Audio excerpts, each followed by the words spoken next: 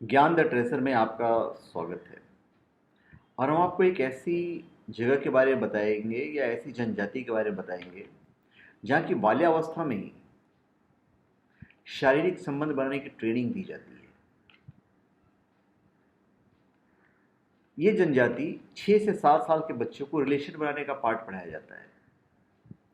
यह है Papua New Guinea में रहने वाले ट्रॉबी एंडर्स जनजाति। इतना ही नहीं, 11-12 साल की उम्र में यहाँ बच्चों की शादी भी कर दी जाती है।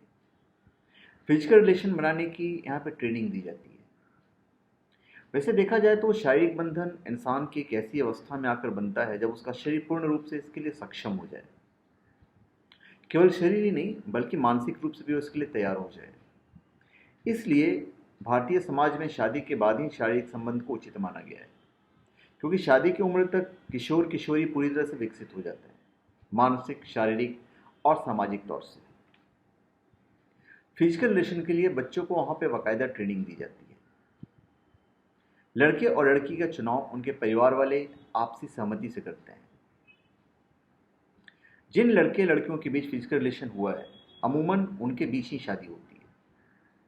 हालांकि लड़के लड़की की आपसी सहमति हो तो ये पार्टनर बदल भी सकते हैं। 11-12 साल की उम्र होते ही उस लड़के लड़की की शादी कर दी जाती है। यह परंपरा सालों से चली आ रही है। इसके चलते बच्चे कम उम्र में ही परिपक्व हो जाते हैं। 20 साल की उम्र होते होते ये कम से कम 4-5 बच्चों के माता पिता बन जाते हैं। वहीं बच्चों से छोटी सी उम्र से ही काफी शारीरिक काम भी करवाया जाने लगता है। अजीबोगरीब यह है कि शादी के नियम ट्राम्बी एंडर्स जनजाति की शादी से जुड़े अजीबोगरीब नियम हैं और इन्हें अन्य जनजातियों से अलग करते हैं।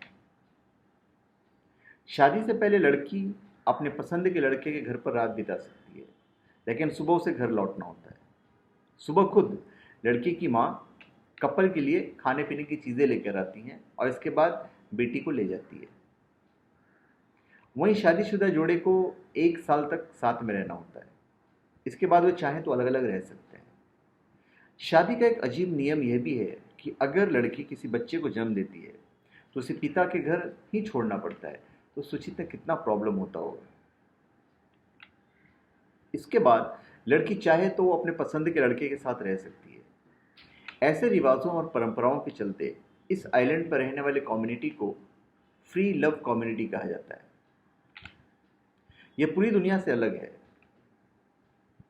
ये जो जनजाति है, पापुआ न्यू गिनी के मिलने खाड़ी में रहने वाले ट्राबी एंडर्स जनजाति की संख्या 12,000 के करीब है। यहाँ अब भी जनजाति के ही नियम चलते हैं। कह सकते हैं कि ये पूरी दुनिया से अलग है। इस जनजाति का गुजारा खेती, किसानी, पशुपालन और शिकार से चलता है। इनकी भाषा भी अलग है। बाहरी दुनिया के बहुत ही कम लोग इनकी भाषा समझ सकते हैं। तो धन्यवाद। आप हमारे चैनल पे सब्सक्राइब करें और अपने कमेंट दीजिए। धन्यवाद।